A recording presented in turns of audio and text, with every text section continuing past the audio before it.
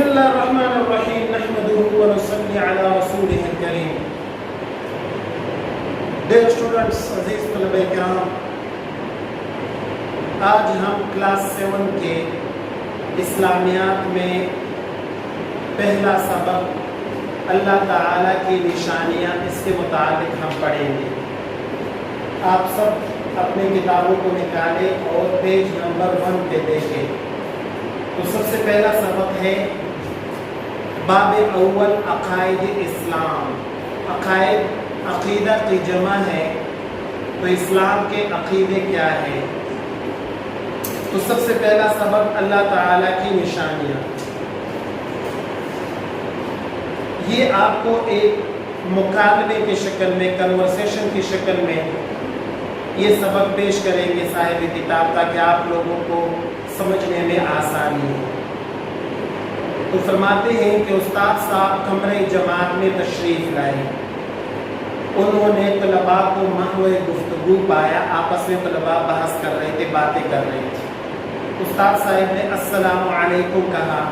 طلباء نے سلام کا جواب دیا. استاد صاحب نے طلباء سے پوچھا، بچوں آپ کس موضوع پہ بات کر رہے ہیں؟ عامر، ایک بچہ ہے، عامر اسٹوڈنٹ ہے، وہ جواب دیتا ہے، جناب ہم اللہ تعالیٰ کی نشانیوں کے بارے میں گفتگو کر رہے ہیں. استاد صاحب کیا آپ کو معلوم ہے کہ نشانی کسے کہتے ہیں؟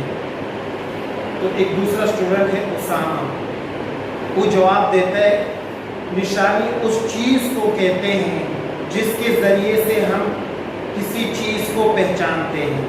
جس کے ذریعے سے ہم کسی چیز کو پہچانتے ہیں. استاد صاحب بالکل ٹھیک. کائنات کی ہر چیز اپنے بنانے والے کی نشانی ہے. کائنات کی ہر چیز کو دیکھ کر معلوم ہوتا ہے کہ اس کا کوئی بنانے والا ہے. اگر ہم کسی مکان کو دیکھیں تو ہمارے ذہن میں معمار کا تصور ابھرتا ہے. کرسی میز وغیرہ کو دیکھ کر بڑائی کا تصور ذہن میں پیدا ہوتا ہے. ہم سوچ بھی نہیں سکتے کہ مکان، کرسی اور میز وغیرہ خود بخود بن سکتے ہیں. اسی طرح جب ہم کائنات پر غور کریں تو ضرور ہمارے ذہن میں اس کے بنانے والے کا خیال آئے گا. کیونکہ جب یہ چھوٹی چھوٹی چیزیں خود بخود نہیں بن سکتی تو اتنی بڑی کائنات کیسے بنانے والے کے بغیر وجود میں آ سکتی ہے؟ اللہ تعالیٰ نے قرآن مجید میں کئی جگہ یہ بات بیان کی ہے کہ کائنات کی ہر چیز میں نشانی ہے. اللہ تعالیٰ کا ارشاد ہے، ان فی خلق السماوات والارض واختلاف اللیل والنہار لآیات لأولی الالباب. ترجمہ، بے شک آسمانوں اور زمین کی پیدائش اور رات اور دن کے آنے جانے میں عقل والوں کے لیے نشانیاں ہیں. کائنات میں اور زمین اور آسمان کی خلقت میں کائنات والوں کے لیے نشانیاں ہیں. پھر ایک دوسرا اسٹوڈنٹ ہے طیب، وہ پوچھتے ہیں جناب کائنات میں کون کون سی نشانیاں پائی جاتی ہیں؟ استاد صاحب، عزیز طلباء، اللہ تعالیٰ کائنات کا خالق ہے. کائنات میں پائی جانے والی ہر چیز اللہ کے وجود کی گواہی دیتی ہے. کائنات میں موجود مختلف نظام اللہ تعالیٰ کی عظیم نشانیاں ہیں. مثلا دور آب کا نظام واٹر سائیکل اور دور خوراک کا نظام فوڈ سائیکل وغیرہ. انہیں میں سے ایک نظام شمسی سولر سسٹم بھی ہے. سولر سسٹم کسے کہتے ہیں؟ نظام شمسی سے مراد وہ نظام ہے جو سورج اور اس کے گرد گھومنے والے سیاروں پر مشتمل ہے. سورج کے گرد 8 سیارے گردش کرتے ہیں. ہماری زمین بھی ان میں سے ایک ہے. اللہ تعالیٰ نے ہر سیارے کے گھومنے کے لیے ایک خاص راستہ مقرر کیا ہے جسے مدار کہتے ہیں. ہر سیارہ اپنے مدار میں اللہ تعالیٰ کے حکم کے مطابق گردش کرتا ہے.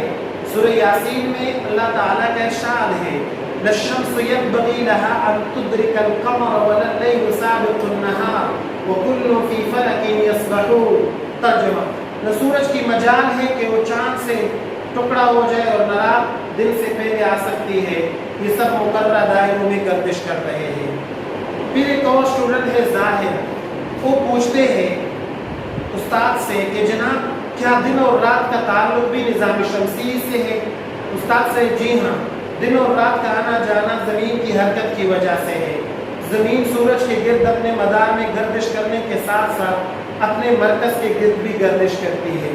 मरकज़ के गिर्द गर्दिश के दौरान में ज़मीन का जो हिस्सा सूरज के सामने होता है वहाँ दिन होता है, ज़मीन का जो हिस्सा सूरज की मुखालिफ सिमत में पैदा होता है वहाँ अंधेरा होता है, उसे रात कहते हैं। फिर एक और स्टूडेंट है हामिद, वो पूछता है सर से कि जनाब दिन और रात की पैदाइश का क्या मकसद है। उस्ताद साहब, अल्लाह ताला ने दिन और रात इसलिए पैदा किए ताकि हमारी रोज़मर्रा की मसरूफियात में तनासुब पैदा हो सके। हमारा जिस्म मुसलसल काम नहीं कर सकता, इसे आराम की भी ज़रूरत होती है। अल्लाह ताला ने दिन और रात इसलिए बनाए कि हम दिन को काम काज करें और रात को आराम करें। दिन भर काम काज से थक कर आराम करने से हम अगले दिन के कामों के लिए ताज़ादम हो जाते हैं। कुरान मजीद में अल्लाह ताला का इरशाद है, ये उसी अल्लाह की रहमत है, तर्जुमा, कि उसने तुम्हारे लिए रात और दिन बनाए ताकि तुम रात में सुकून हासिल करो और दिन को अपने रब का फजल तलाश करो। फजल से मुराद रिज़्क़, और ताकि तुम शुक्रगुजार बनो। फिर अली पूछता है, अली सर से पूछता है कि जनाब क्या वक़्त का हिसाब भी निज़ाम शमसी के ज़रिए किया जाता है। तो उस्ताद साहब जवाब देते, जी बिल्कुल, हम मिनटों घंटों महीनों और सालों का तयन ज़मीन सूरज और चाँद की हरकत से ही करते हैं। हमारी ज़मीन अपनी मरकज़ के गिर्द एक चक्कर 24 घंटे में मुकम्मल करती है, उसे हम एक दिन शुमार करते हैं। इसी तरह ज़मीन अपने मदार में सूरज के गिर्द एक चक्कर 365 दिन में पूरा करती है, इसे हमें निज़ाम शमसी कहते हैं। चाँद का ज़मीन के गिर्द एक चक्कर 29 या 30 दिनों में पूरा होता है, इसे हम कमरी महीना शुमार करते हैं। अल्लाह ताला ने कुरान मजीद में इसी बात का यूँ बयान फरमाया, हुवल्लज़ी जअल अश-शम्स ज़ियाअन वल क़मरा नूरन व क़द्दरहु मनाज़िला लितअलमू अदद अस्सिनीन वल हिसाब। तर्जुमा, वही अल्लाह है जिसने सूरज को रोशन और चाँद को चमकदार बनाया, चाँद के गठने और बढ़ने की मंजिलें मुकर्रर की ताकि तुम इससे बरसों और तारीखों के हिसाब मालूम करो।